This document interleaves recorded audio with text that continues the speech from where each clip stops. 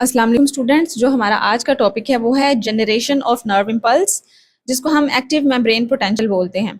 अच्छा, previous topic में हम लोगों ने ये देखा था कि एक न्यूरॉन के अंदर जब एक नर्व इम्पल्स जनरेट नहीं हुई होती तो वो रेस्ट पे होता है, और जब वो रेस्ट पे होता है तो उसके इर्द गिर्द जो इन्वायरमेंट होता है, उसके इर्द गिर्द जो पॉजिटिव या नेगेटिव आयंस अपना असर डाल रहे होते हैं, उसको हम मेम्ब्रेन पोटेंशियल कहते हैं और उसको रेस्टिंग मेम्ब्रेन पोटेंशियल कहते हैं। तो यहाँ पर आज हमने ये देखना है कि जब एक नर्व इम्पल्स जनरेट होती है तो मेम्ब्रेन का पोटेंशियल क्या होता है। जब नर्व इम्पल्स कोई जनरेट होती है तो उस मेम्ब्रेन के पोटेंशियल को एक्टिव मेम्ब्रेन पोटेंशियल या एक्शन मेम्ब्रेन पोटेंशियल का नाम देते हैं। अब हम बेसिकली इसमें ये देखेंगे कि जब एक नर्व इम्पल्स बनती है, न्यूरॉन एक्टिव होता है, रेस्टिंग से एक्टिव फेज में आता है, तो क्या क्या उसके अंदर कॉन्सिक्वेंसेज होते हैं, क्या क्या उसके अंदर चेंजेस आ सकते हैं। तो सबसे पहले कहता है कि when a neuron becomes active, जब भी कोई न्यूरॉन एक्टिव होता है तो वो एक नर्व इम्पल्स जनरेट करता है, और जो मेम्ब्रेन पोटेंशियल होती है उस रीजन पे न्यूरॉन की, वो रिवर्स हो जाती है। यानी कि रेस्टिंग में क्या हो रही होती है, अंदर वाली सारी नेगेटिव होती है, इनर मेम्ब्रेन पोटेंशियल, और आउटर मेम्ब्रेन पोटेंशियल पॉजिटिव होता है। लेकिन जब वो रिवर्स होगा तो क्या होगा कि जो इनसाइड है वो पॉजिटिव हो जाती है और जो आउटसाइड है वो नेगेटिव ज्यादा हो जाती है। It is called active membrane potential और एक्शन मेम्ब्रेन पोटेंशियल। बेसिकली होता क्या है कि जब हमारी बॉडी के अंदर कोई भी स्टिमुलस होता है, कोई हमारी जो नर्व न्यूरॉन्स हैं वो डिटेक्ट करते हैं किसी भी स्टिमुलस को, तो वहां पर एक करंट प्रोड्यूस होता है। ठीक है, एक छोटा सा करंट प्रोड्यूस होता है, जिस करंट की वजह से हमारा जो न्यूरॉन है वो एक्टिव होता है, उसको वहां पे एक नर्व इम्पल्स जनरेट होती है, तो उसको पता चलता है कि कुछ हुआ है बॉडी के अंदर। तो क्या होता है, उस करंट के लगने की वजह से जो मेम्ब्रेन के अंदर सोडियम गेट्स होते हैं ना बच्चे, वो ओपन हो जाते हैं। ये सोडियम गेट्स ऐसे होते हैं कि ये बगैर किसी करंट के ये ओपन नहीं हो सकते। यानी करंट तभी इसको लगेगा जब कोई स्टिमुलस आएगा, या गर्मी लगेगी, या कोई बाहर से कोई भी जो स्टिमुलस है, चेंज है, वो आएगा, तो इसको करंट लगेगा, तभी ये एक्टिव होगा और इसके जो सोडियम गेट्स हैं वो खुलेंगे। जब एक्टिव होता है ये सोडियम गेट्स इसके खुलते हैं तो सोडियम आयंस जो हैं वो सेल के अंदर आना शुरू कर देते हैं, और जो अचानक से मूवमेंट होती है सोडियम आयंस की अंदर आने की वजह से, इसकी वजह से नेगेटिव चार्ज जो है इनसाइड पे वो कम हो जाता है, रिड्यूस कर देता है ना, नेगेटिव साइन रिड्यूस हो जाता है, और जो इलेक्ट्रिक पोटेंशियल होता है मेम्ब्रेन का वो -70 मिली वोल्ट से टुवर्ड्स 0 पे जाता है पहले, और फिर अचानक से 50 पे चला जाता है, 50 यानी पॉजिटिव 50 में। ठीक है ना, पहले नेगेटिव था तो अब पॉजिटिव हो गया। दिस रिवर्सल ऑफ पोलैरिटी, इस पोलैरिटी का मतलब है नेगेटिव और पॉजिटिव चार्जेस की reversibility across the two sides of membrane, membrane की दोनों साइड पर जो ये रिवर्स हुआ है सिस्टम पॉजिटिव से नेगेटिव, इसको हम डीपोलराइजेशन कहते हैं। आपने पढ़ा था ना कि रेस्टिंग पे मेम्ब्रेन को हम पोलराइज्ड कहते हैं, कि ये अभी पोलराइज्ड कंडीशन में है। तो जाहिर है जब उससे उल्ट हो जाएगा सारा कुछ तो फिर हम उसको डीपोलराइजेशन बोलेंगे। This depolarization produce action potential on a short region of neuron for about 1 millisecond. तो ये एक न्यूरॉन के ऊपर सिर्फ 1 सेकंड या 1 मिली सेकंड के लिए एक जो है एक्शन पोटेंशियल जनरेट कर देता है, यानी एक न्यूरॉन के हिस्से को बता देता है कि भाई क्या हो गया, यहाँ पर जो है कुछ हुआ है, उसको पता चल जाता है, यानी एक न्यूरॉन का हिस्सा एक्टिव हो जाता है। तो जैसे ही वो एक्टिव होता है एक हिस्सा न्यूरॉन का, वो क्या करता है, मैसेज को फौरन से आगे भेज देता है। मिसाल के तौर पे ये वाला हिस्सा एक्टिव था, अभी इसने मैसेज को आगे भेज दिया, और ये वाला जो हिस्सा होगा पीछे वाला, ये दोबारा से रीपोलराइज्ड हो जाएगा, यानी ये दोबारा से रेस्टिंग फॉर्म में आ जाएगा। ठीक है, अगले वाले को एक्टिव कर देगा, पीछे वाला खुद रेस्ट में आ जाएगा। After a short period of depolarization, जब डीपोलराइजेशन यहाँ पर होती है तो सोडियम गेट्स बंद हो जाते हैं और पोटाशियम गेट्स ओपन होते हैं। जब सोडियम गेट्स बंद हो गए तो सोडियम जो पोटाशियम है वो ज्यादा से ज्यादा बाहर निकलेगा, जिसकी वजह से जो सेल है अंदर से वो दोबारा से नेगेटिव हो जाएगा, and it is called repolarisation of membrane, negative inside and positive outside.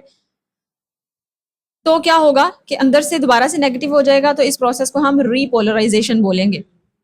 अब इस मोमेंट पे ऐसा होता है कि यहाँ पर ना जो रीपोलराइजेशन होती है वो मेम्ब्रेन पोटेंशियल को एक और ज्यादा नेगेटिव वैल्यू तक ले जाती है, जिसको हम बोलते हैं हाइपर पोलराइजेशन। यानी कि पहले -70 मिली वोल्ट्स था ना उसका, जो है -70 मिली वोल्ट्स उसका करंट था, तो अब उसने और ज्यादा इसको नेगेटिव पे करना है, और ये 80 या 90 मिलीवॉल्ट्स पे ले जाती है। अब ये सारा कुछ क्यों होता है? इसको हम कहते हैं हाइपर पोलराइजेशन, यानी बहुत ज्यादा पोलराइजेशन हो गई है। It is due to slight delay in closing all potassium gates. अब होता यह है कि जो पोटेशियम गेट्स है ना, जब मैसेज आगे चला जाता है तो पोटेशियम गेट्स को फिर भी बंद होते होते जरा टाइम लग जाता है, जिसकी वजह से पोटेशियम और ज्यादा बाहर निकल जाते हैं और वो मजीद नेगेटिव हो जाती है। During the hyper polarization the neuron can not generate another action potential and period is called refractory period। इस दौरान क्या होता है कि जो वो न्यूरॉन होता है ना, वो कोई और जो है एक्शन पोटेंशियल नहीं जनरेट कर सकता, कोई भी एक्शन पोटेंशियल जनरेट नहीं कर सकता, और इस पीरियड को हम रिफ्रैक्टरी पीरियड बोलते हैं। अब होता बच्चे ये है कि मिसाल ले लें कि ये आपका एक न्यूरॉन है, ये इसकी सेल बॉडी है और ये इसका एक्सन है। अब यहां से क्या होता है, यहां से मैसेज आया है यानी नर्व इंपल्स आई है, इधर तो इसने डिटेक्ट कर लिया। अब ये जो न्यूरॉन की मेम्ब्रेन्स है ना, इनर और आउटर, ये वाली, ये समझ लें कि जो है ना न्यूरॉन्स हैं, यानी ये एक्सॉन्स हैं, ठीक है। इसके ऊपर यहाँ पर डीपोलराइजेशन होती है। डी पहले तो ये रेस्टिंग में पड़ा होगा, यहाँ पर क्या होगी, पोलराइज्ड कंडीशन होगी, लेकिन जैसे ही यहाँ पे मैसेज आएगा तो ये क्या हो जाएगा, डीपोलराइज्ड हो जाएगा। जब ये वाला पोर्शन इतना सा एक्सन, पहला एक्सन डीपोलराइज्ड होगा तो यहाँ पर क्या होगी, नर्व इंपल्स जनरेट होगी। अब ये नर्व इंपल्स ने जाहिर है रुकना तो नहीं है, आपको पता है कि नर्व इंपल्स आगे मूव करती है। तो जब करंट पीछे से आया, उसने पहले इसको एक्टिव किया, इसको एक्टिव करने के बाद उसने आगे वाले एक्सन को एक्टिव किया, आगे इंपल्स भेज दी, फिर उसने आगे वाले को एक्टिव किया, फिर उसने आगे वाले को, फिर उसने आगे वाले को। अब इस दौरान होता क्या है, यहाँ पर इसके अंदर भी आपको पता है कि सोडियम और पोटेशियम गेट्स हैं, इधर भी सोडियम और पोटेशियम है, इस एक्सन में भी, इस एक्सन में भी है, इस एक्सॉन में भी है और इस एक्सॉन में भी है। जब करंट जनरेट होता है तो ये दोनों तरफ उतना ही करंट लगाता है जितना इसको लगाना चाहिए, यानी करंट जो है ये दोनों तरफ लग रहा होता है। लेकिन हमेशा नर्व इंपल्स आगे की तरफ जाती है, यानी करंट आगे को मूव करता है, पीछे की तरफ नहीं वापस आता। पीछे की तरफ क्यों नहीं वापस आता, क्योंकि हमने अभी अभी पढ़ा कि ये वाली जो है ना, ये वाला जो पीछे वाला होता है, फिर ये हाइपर पोलराइज्ड हो जाता है। जब ये हाइपर पोलराइज्ड हो जाता है ना, तो ये उस टाइम कोई भी एक्टिव पोटेंशियल जनरेट नहीं कर सकता, क्योंकि देखें जब एक करंट आया है पीछे से, अब करंट यहाँ पर आ गया, अब इस हिस्से में करंट है, अब करंट आगे को भी लग रहा है, करंट पीछे को भी लग रहा है। तो अगर करंट पीछे को दोबारा लग जाएगा तो पीछे तो दोबारा एक्टिव हो जाएगा न्यूरॉन। अगर पीछे वाला न्यूरॉन दोबारा एक्टिव हो गया तो वहां पर न्यूरॉन्स के अंदर तो समझ नहीं आएगी कि नर्व इंपल्स को आगे भेजना है या वापस पीछे की तरफ भेजना है। बात की समझ आ रही है? तो यहाँ पर फिर क्या होता है कि पीछे वाला जो है ना, अपने आप को उस टाइम रिफ्रैक्टरी पीरियड में ले जाता है, अपने आप को इतना नेगेटिव कर लेता है कि उसके ऊपर करंट लगे भी तो वो एक्टिव ना हो सके, एक्टिव सिर्फ आगे वाला हो, ताकि नर्व इंपल्स आगे को मूव करे, पीछे को ना वापस जाए। ठीक है, तो ये सारा प्रोसेस इस वजह से होता है हाइपरपोलराइजेशन का।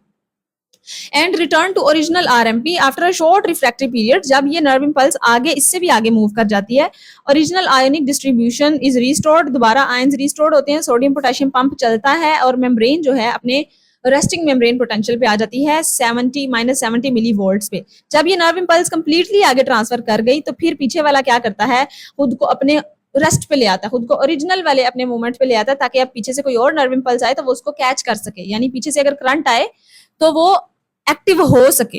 ठीक है, करंट उसको पहले भी लग रहा था लेकिन वो ऐसे अपने आप को ऐसी कंडीशन में ले गया था कि वो एक्टिव नहीं उस टाइम होना चाह रहा था। ठीक हो गया। In this way the region of neuron prepares itself for the next action potential. तो फिर ये अगले नेक्स्ट पोटेंशियल के लिए जो है वो रेडी हो जाता है। अब आप यहाँ पे देखें कि कितनी बड़ी साइंस है और कितनी अजीम जो है अल्लाह ताला की कुदरत है कि एक वक्त में करंट लग भी रहा है। इतना सा न्यूरॉन है हमारी बॉडी के अंदर, न्यूरॉन्स इतने छोटे होते हैं कि नजर भी नहीं आते आम आंख से, कि वहां पर जो है करंट मूव हो रहा है और आगे को सिर्फ जा रहा है, पीछे को वापस नहीं आ रहा। इतनी बड़ी जो है ये इसके अंदर हिकमत है कि पीछे को अगर वापस आएगा तो हमारे न्यूरॉन्स की गड़बड़ हो जाएगी और हमारे मैसेजेस ठीक से ट्रांसफर नहीं हो पाएंगे। तो उसके बाद कहता है कि the propagation of action potential. अब प्रोपगेशन का मतलब होता है इस एक्शन पोटेंशियल को, यानी इस नर्व इंपल्स को आगे भेजना। Is similar to the action when people in the stadium perform the wave. अच्छा, स्टेडियम के अंदर क्या होता है, जब लोग जो हैं वो बैठे होते हैं, ऑडियंस बैठी होती है, स्टेडियम में सबसे पहले पीछे वाले लोग खड़े होते हैं, फिर आहिस्ता आहिस्ता आगे वाले लोग खड़े होते हैं, तो वो एक वेव जनरेट होती है। इसी तरह से न्यूरॉन्स के अंदर भी पहले पीछे वाला एक्टिव होता है, फिर अगला एक्सॉन एक्टिव होता है, फिर अगला, फिर अगला, फिर उससे अगला।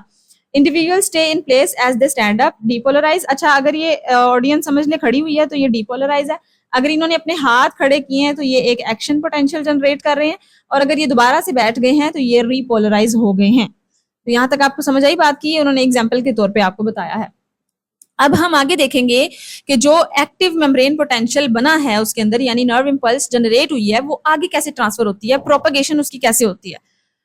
तो प्रोपगेशन ऑफ एक्शन पोटेंशियल कहता है कि रियलिटी के अंदर जो एक्शन पोटेंशियल है वो do not really travel along the axon, वो एक्सन के अलोंग जो है वो नहीं ट्रैवल करती जो नर्व इम्पल्सेस हैं, ठीक है।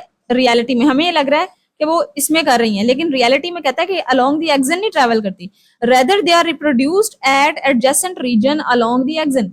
वो कहता है कि बजाय इसके कि वो आगे मूव करे, वो मूव नहीं करती, वो बार बार बनती है अलोंग दी एक्सन। यानी जिस तरह एक्सन एक बना होता है ना, इस तरह एक्सॉन बने होते हैं, उसके नोड्स होते हैं छोटे छोटे। तो वो कहता है कि हर रीजन के ऊपर ना एक नई एक्शन पोटेंशियल जनरेट होता है। यहाँ पे एक नया जनरेट होगा, यहाँ पे एक नया जनरेट होगा। जैसे हम पढ़ के आए हैं कि पहले इधर जनरेट हुआ, उसने इधर करंट भेज दिया, फिर आगे जनरेट हुआ, फिर आगे जनरेट हुआ, ठीक है। तो इसका मतलब ये नहीं है कि ये इस तरह सीधी सीधी ट्रेवल कर रही है, नो, सीधी सीधी ट्रेवल नहीं कर रही, ये एडजेसेंट रीजन्स पे यानी अगले से अगले रीजन्स पे दोबारा से दोबारा बन रही है, ठीक हो गया।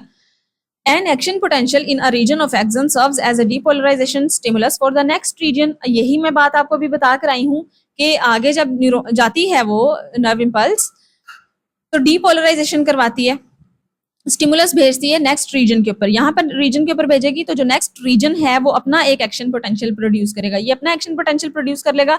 Meanwhile the previous region repolarize back to the RMP, और जो पीछे वाला है ये दोबारा से रेस्टिंग फेज में आ जाएगा। यहाँ पर इन्होंने ग्राफ से शो करवाया है कि जनरेशन ऑफ एक्शन पोटेंशियल, एक एक्शन पोटेंशियल किस तरह से जो है वो जनरेट होता है। अगर हम इस डायग्राम के अंदर देखें तो यहाँ पर सबसे पहले न्यूरॉन था रेस्ट पर, और इसका क्या था, आरएमपी 70 मिली वोल्ट्स। जैसे ही डीपोलराइजेशन होती है, यानी कोई भी बाहर से स्टिमुलस आता है तो सोडियम फ्लो करता है, सोडियम अंदर की तरफ आता है तो ये पॉजिटिव होता रहता है, होता रहता है, होता रहता है, यहाँ तक के 50 मिली वोल्ट्स तक आ जाता है। अब इस सिचुएशन को हम एक्शन पोटेंशियल कह रहे हैं। अब एक्शन पोटेंशियल में रीपोलराइजेशन होती है, जब यहाँ तक आ गया ना एक एक्सॉन में, उसने फिर वो अपना एक्शन पोटेंशियल आगे भेज देना है, आगे भेज देगा वो, पीछे वाला मतलब उधर खत्म हो जाएगा एक्शन पोटेंशियल, फिर वो वाला एक्सॉन क्या करेगा, खुद को रीपोलराइज करेगा, पोटेशियम को बाहर निकालेगा, पोटेशियम को इतना बाहर निकाल देता है, इतना बाहर निकाल देता है कि वो माइनस में आ जाता है, ताकि जो ये यहाँ पर एक्शन पोटेंशियल आगे ट्रांसफर हो गई है ना, जो अगले न्यूरॉन में बन रही है, मतलब जो अगले एक्सॉन में बन रही है, वो इसके ऊपर असर ना करे, इस वाले के ऊपर, और फिर ये दोबारा से जो है किस में चला जाता है, अपने ओरिजिनल पे -70 मिली वोल्ट्स पे, यानी कि रिपोलराइजेशन पे। तो ये एक सारा न्यूरॉन के अंदर प्रोसेस होता है सिर्फ एक इम्पल्स को आगे भेजने के लिए। तो आप सोचें कि अगर एट अ टाइम इतनी ज्यादा इम्पल्सेस आगे जनरेट हो रही होंगी तो कितनी तेजी से ये प्रोसेस हो रहा होगा। तो इसके बाद जो अगला टॉपिक है वो है वेलोसिटीज ऑफ नर्व इम्पल्स, यानी कि इस नर्व इम्पल्स की स्पीड देखनी है कि किस स्पीड से ये मूव करती है। तो इसको हम अगले लेक्चर में डिस्कस करेंगे। अभी तक के लिए अगर आपको कोई चीज समझ नहीं आई तो आप कमेंट में पूछ सकते हैं, और वीडियो को लाइक करें, शेयर करें, मेरे चैनल को सब्सक्राइब करें और बेल आइकन का बटन लाजमी प्रेस करें। Thank you.